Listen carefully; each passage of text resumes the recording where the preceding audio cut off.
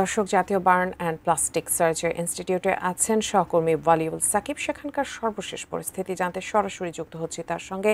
সাকিব, 3 দেশ থেকে কিন্তু অভিজ্ঞ চিকিৎসক দল এসেছে রোগীদের দেখতে।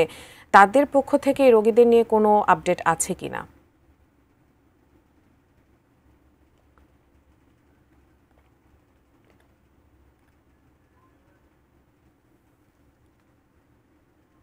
আমরা জাতীয় বার্ন ও প্লাস্টিক সার্জারি ইনস্টিটিউটে যেমনটি দেখলাম যে আসলে এখানে সকাল থেকে দুজন মারা যাওয়ার ঘটনা ঘটেছে।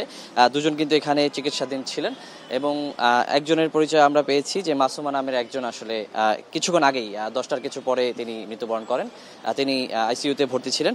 আর এর আগে কিন্তু 9টা 10 মিনিটে আমরা দেখেছি যে জারিফ নামে একজন শিক্ষার্থী আসলে মৃত্যু ঘটে। এ নিয়ে কিন্তু আমরা দেখতে পাচ্ছি যে মোট এখন পর্যন্ত এই যে উত্তরা দিয়াবাড়িতে মাইলস্টোন স্কুল অ্যান্ড কলেজে যে বিমান বিধ্বস্তের ঘটনা, সেই ঘটনায় এখন পর্যন্ত মোট 35 জনের মৃত্যুর ঘটনা ঘটেছে সরকারি হিসেব মতে। আর এখানে আমরা যেমনটি তথ্য পাচ্ছিলাম যে এখানে মোট 40 জন গতকাল পর্যন্ত আমরা দেখেছি চিকিৎসাধীন ছিলেন। তো তার মধ্যে 2 জন যেহেতু মারা গেলেন, এখন পর্যন্ত কিন্তু এই বার্ন ইনস্টিটিউটে আমরা দেখতে পাচ্ছি যে 38 জন রোগী ভর্তি আছেন। এর মধ্যে আসলে 6 জন ছিলেন যে গুরুতর আশঙ্কাজনক অবস্থায়, সেক্ষেত্রে আসলে এখন এই মুহূর্তে 4 জন কিন্তু আশঙ্কাজনক অবস্থায় আছেন। বাকিরা কিন্তু এর মধ্যে বেশ কিছু রোগী কেবিনে আছেন, কেউ কেউ কিন্তু ইন্টারমিডিয়েট অবস্থায় আছেন। তো এখানকার যে চিকিৎসক রয়েছেন তারা কিন্তু আমাদেরকে জানিয়েছেন যে আসলে এর মধ্যে যারা ইন্টারমিডিয়েট অবস্থায় রয়েছেন তারা বেশিরভাগই কিন্তু উন্নতি করছেন এবং যারা কেবিনে রয়েছেন অনেকেই কিন্তু এখন পর্যন্ত অনেক বেশি শারীরিক অবস্থা উন্নতি করেছেন। তাদেরকে হয়তো অনেকেই এখন পর্যন্ত এই চিকিৎসা সম্পন্ন হলে এবং স্বাভাবিক পর্যায়ে চলে আসলে তাদেরকে বাসায় পাঠিয়ে দেওয়া সম্ভব হবে। আর যারা আশঙ্কাজনক অবস্থায় রয়েছেন তাদের সার্বিকভাবে যে চিকিৎসার ব্যাপারটি সেটি কিন্তু তারা বলছেন যে তারা চেষ্টা করছেন তাদের সার্বিক উন্নতি করার জন্য অবস্থা।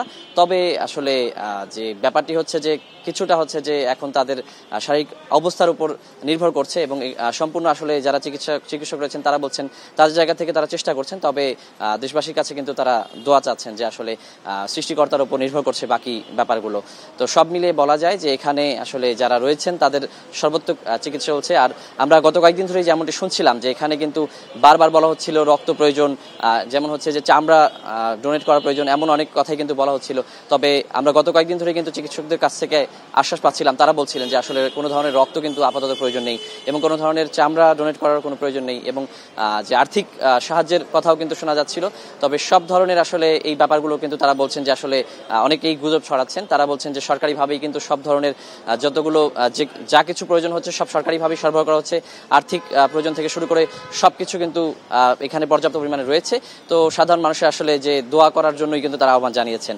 তো এখন পর্যন্ত আমার কাছে এই ছিল বার্ন ইনস্টিটিউট থেকে তথ্য। পরবর্তীতে যদি আসলে চিকিৎসকরা এখান থেকে আমাদেরকে বিস্তারিত কিছু জানান, পরবর্তী আপডেট পেলে সেটি কিন্তু আমরা জানাবো আপনাদেরকে।